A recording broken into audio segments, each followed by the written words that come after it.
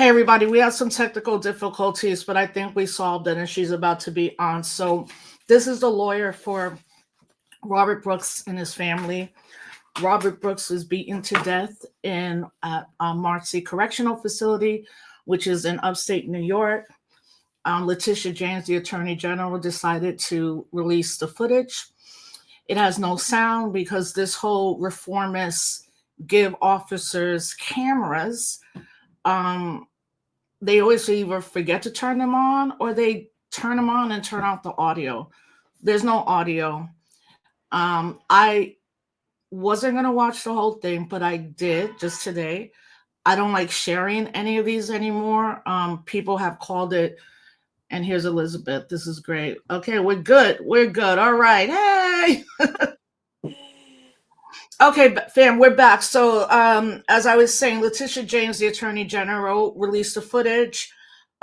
Most of us who've done this work, somehow an officer always forgets to turn on the audio or the video.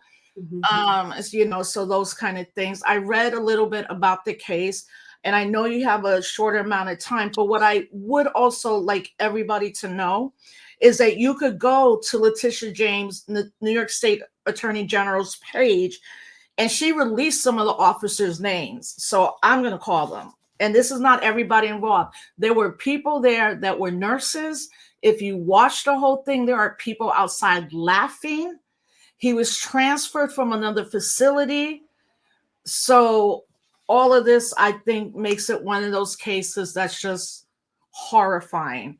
And some of these people's names, as they're supposed to work for the people, Sergeant Glenn Trombley, Correctional Officer Michael Alon, Correction Officer Michael Fisher, Correction Officer Matthew Gallet. And yeah, that's some of the officers. They must be maybe the ones that you could probably see fully when you're seeing this. So again, as I was saying, fam, I don't share these videos anymore. I watched them one time and that's it. A couple of people that I really respect in Black studies, it kind of says this is torture porn for Black people, how many more can we see? So Elizabeth, first and foremost, thank you. I was very excited to hear your background, but I also know that you were the lawyer that got one of the biggest settlements in police violence when Daniel Perdue was killed in Rochester, New York. If people remember that, it's the middle of the night. He's running, they stop him, they put a hood over him, and he dies. And I know you worked with the family, and this is the kind of work you are doing. So first, thank you for being here. What should we be knowing that we're going to learn soon? But you as the lawyer for the family, what is it how do you break down the case that you're seeing in front of you right now? Sure. I mean, I think kind of like you said, this is just a horrific act of violence at the hands of the state towards a person in state custody. And it's just extremely disturbing and upsetting. I think it's very hard to watch that video. And I also have a lot of conflicted feelings about it being spread and disseminated. I think the family right now, it feels that it's important to be out there. So that people know what happens. I think I've just in the past couple of days, I've seen some responses from formerly incarcerated folks. And I know we've gotten a lot of calls from people who have spent time at Marcy and other prison facilities saying that watching this video has just brought tears to their eyes. And that it kind of validates the things that they've been saying all along happens, but no one believes. So I think that that is sort of one very important aspect of the fact that this was caught on video, apparently accidentally caught on video.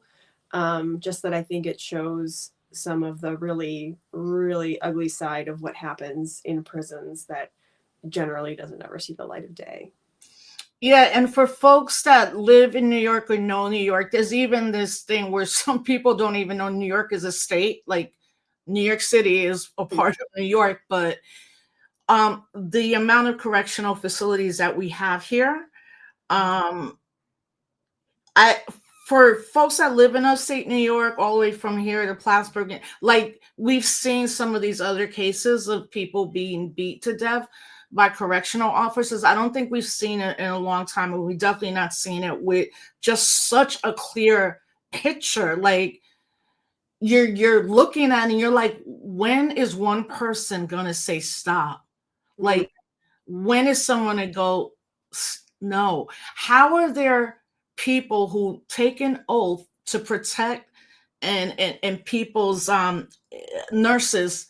They say there's a nurse, there might be a doc. How do you take an oath that which is do no harm, and then you're here, and then as we have closed down prisons in New York, but what people don't know is that prisons in upstate New York, that could be the whole industry for that community. And Marcy is one of those communities. So like the larger subtext. So who contacted you and like how did this start?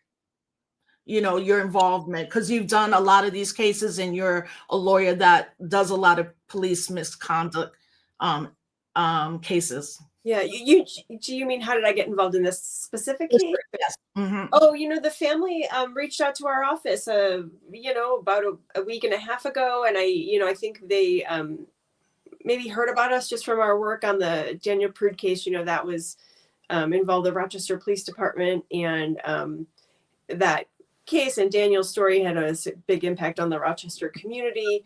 And the family, Mr. Brooks's family, is in Rochester, and so I think that was sort of just how they came across our name. Yeah, so since these videos were released a couple of days ago, what has been the response from the family right now? I think they are just kind of doing their best to keep it together. I went with 3 members of the family on Monday last week to view the video at the Attorney General's office. They wanted the family to view it before it was released, and the family wanted to view it also before it was released. And so, they obviously, those 3 individuals, knew what it looked like and knew it was coming. And I think we're probably able to warn other members of the family. I think that day that it came out was just really hard, to kind of just have all that imagery out there, but also knowing it felt important for them for it to be out there. And then on Saturday the family had a funeral, and I think that was also difficult, but good to kind of have the broader support of their friends and the extended community and the religious community. So yeah, I think they're kind of just taking it day by day at this point. Tonight there's a Rochester and a rally and a vigil in Rochester, and I believe that some members of the family are there too. And I hope that they're sort of receiving and feeling support of the community. Yeah, earlier today here in Albany, there was a rally in front of the governor's mansion, Governor Kathy Hochul. There was one in front of her office in New York City. Then tonight in Rochester, and now I'm seeing particularly like upstate New York from Albany to, well, Hudson, Albany, Utica, Plattsburgh, Oneida, like all these places where there are also Black people live up here in upstate New York. And the thing with here is we often don't, those that have been harmed or killed don't often get this coverage because it's not New York City. But then those of us who live here, we're like, this happens a lot, the violence, and not just in the sheriff's in prisons or in jail, because about a month ago, there's an African American man that was killed here in Albany, New York, in the prison. Mm-hmm. And the only thing we've heard is that they're investigating it. So, to see the country rallying around, it's good, and see activists and organizers. So what I've read that 14 people have been either fired or laid off. Can you give us, for all those people in that room, what do you know about? The report I saw was from last weekend. The Attorney General's office, or I'm sorry, I think it was reported in it's at the Times Union, the paper in Albany. Mm-hmm. And I think that listed the name of all 14 officers. And I think it was, as I understood that report, it was that the governor's office sort of like directed the head of the prison commissioner to initiate termination proceedings against those 4 individuals. That's my understanding. I don't know sort of where things are in the process. I think that corrections officers likely have a lot of procedural protections or things that have to happen before a termination is finalized. So it's my understanding, though, that all of those 14 are on some form of leave. I think one has resigned instead of being terminated. So I think they all are out of the facility, as I understand it. Yeah, because of the unions, unions protect people's jobs. What that union looks like and how we rally around them is real different when it Mm-hmm. comes to law enforcement agencies. But I do think the fact that attorney Letitia James said these high profile incidences, she would always get right to it. And I have political disagreements. Some of us do, but she did it really quickly. Mm-hmm. Like, we're not hiding this. Yeah. So what has a family told you about Robert? And we don't know, was he married? Did he have children? He was served a good part of the sentence, which means Yeah. he had a likelihood of maybe getting out Yeah. pretty soon. Yeah. Yeah. Excuse me. I'm sorry. Robert, he had a 12-year sentence. I think he had done more than half of it. I don't think he had a lot of time left. He has he's survived by 2 adult sons. His eldest son, Robert Jr., he's 27. He loves his dad. He had a close relationship. They particularly bonded over music. Robert was really into the arts. He was very creative. He liked poetry. And I know that he and his son in particular sort of bonded over music. He has 2 siblings and his parents. His father, Robert Ricks, is a pretty active member of the community in Rochester. He does a lot of, he runs an organization called, and I hope I'm not getting the name wrong, my goodness, it's Mentoring and Inspiring Boys and Girls. It's like a youth development organization. He has done that work all of his life, and Robert, his son, could be seen kind of working alongside him and helping out with things like that in the community. I've just heard a lot of really wonderful things about Robert. I know that he was very well loved. The family was looking forward to him, coming home after he served his sentence, and that was taken away from them. Yeah, and I mean, it's horrific. Have they shed any light that he was transferred from where he was, which I don't know, that to Marcy? Did they, like, how did he end up there? Mm-hmm. He was being transferred. Yeah, so apparently he was at Mohawk, and there was a transfer that occurred. He was transferred to Marcy. I think it was for reasons relating to his safety from other inmates, from other incarcerated folks. I don't know. I don't know the full details of that. I'm not sure. The Attorney General's office is kind of like in charge of the investigation right now, and I think they're still looking into that. But as far as I understand, that sort of like has no bearing on what happened at Marcy. Like, those officers had only just interacted with Mr. Brooks for that period, that we see on camera. They weren't the transport officers. They weren't officers from Mohawk. So there's nothing sort of about what happened at Mohawk that, at least based on what we know so far, sort of like makes this all make sense somehow. Yeah, I mean, you don't know if he was in that van by himself, middle of the night. That's when they usually do transfers, not to see that person leave or quote disrupt what's happening. They do them late at night. Mm-hmm. What is it that maybe we don't know about this case that could be different? It could be like so many of the cases. And then obviously the family's looking for justice, and what that means. And lastly, what would the family want us to keep doing in terms of supporting them in this process? Because there's no way these officers, I mean, I say no way, this might end up being a big trial in upstate New York. Yeah. I tell people sometimes trials get moved here from New York City, but that's not the case here. It's Rochester. Most likely, if it goes all the way, they're going to try to do a venue change, just like when Amadou Diallo was murdered almost 25 years ago. They took the case out of the Bronx and moved it here to Albany, New York, and that's where a lot of us started our work on that. I mean, if it goes to trial, I mean, I don't know how it cannot, unless, what indictments might look like. And that's where we're at right now. Like right now, we know is the officers, 14 have been let go. They're probably at home with the CEOs. They got their lawyers. But this is a case that 99% is going to go to trial. It's going to be a huge one. Yeah, it's really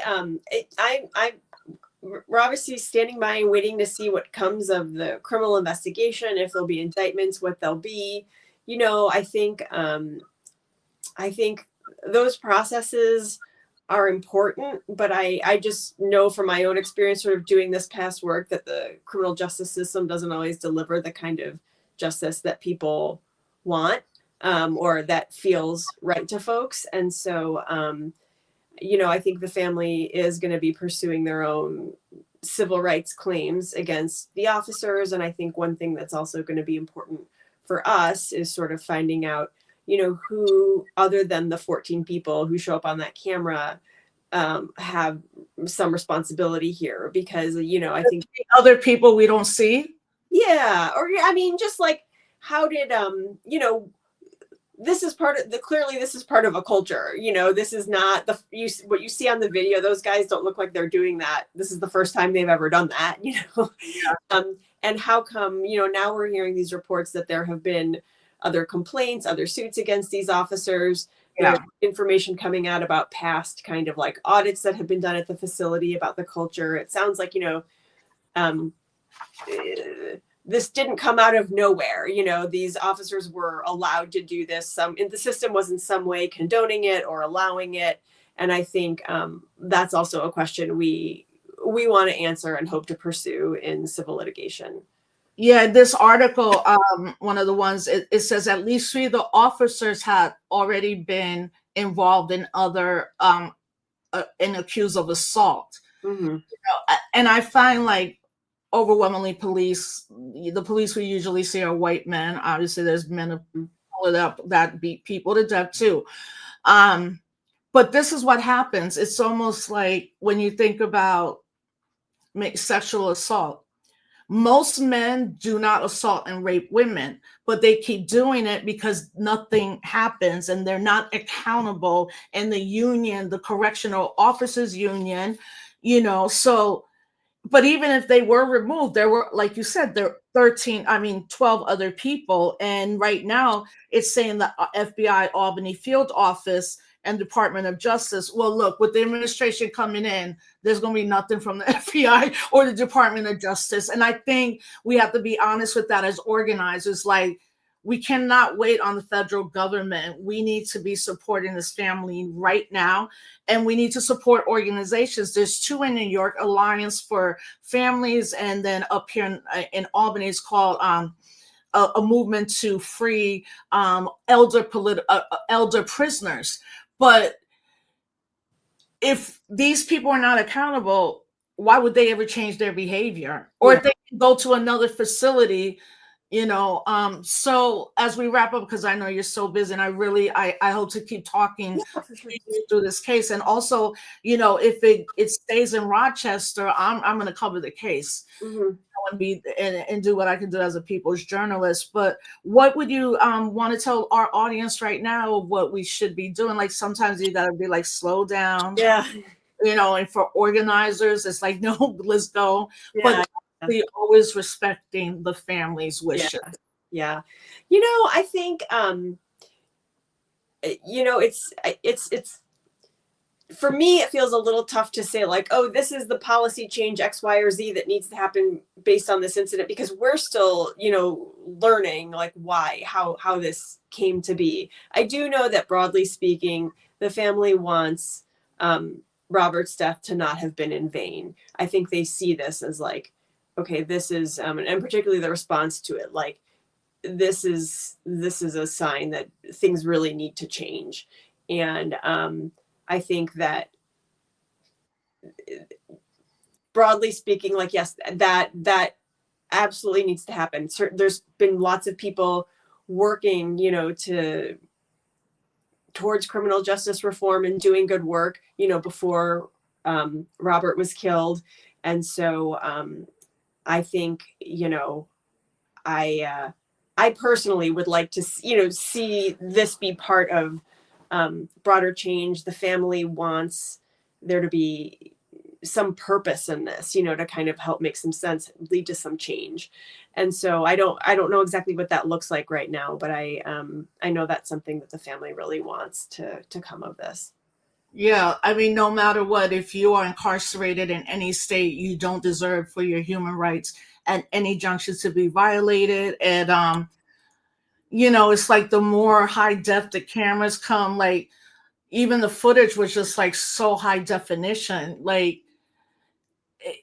like I said, you don't hear the words, and I don't know if that's a good or bad thing. Probably we could make out some of the things we're saying, but it's just again the amount of people and the lighting and the people in the hallway laughing like they didn't even pretend, which means they don't see him as a human at all. Mm-hmm.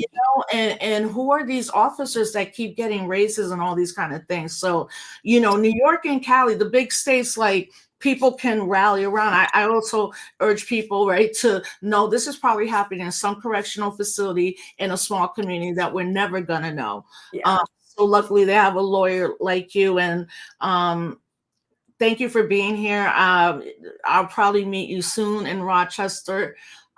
Thank you for being there with the family if they are ready to tell their story. We just want to be there as organizers and activists to make sure they have all the support they need.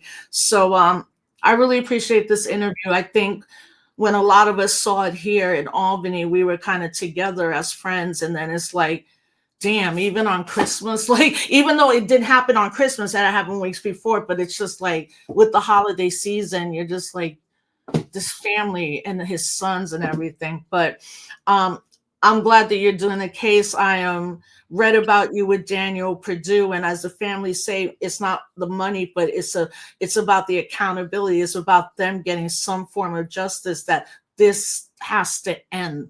Yeah. People should not be killed in facilities that are there to quote protect them and rehabilitate them. So thank you for your time. I'll be in touch again. We'll be following the case. Yeah, of course. Thank you so much for having me. For your time. Thanks, Elizabeth. Bye-bye. Bye. Take care. So yeah, peace, fam. Let me see. Well, let me turn to Instagram Live. So I am gonna end the interview here, y'all, and I'm gonna post it again. So grateful to have a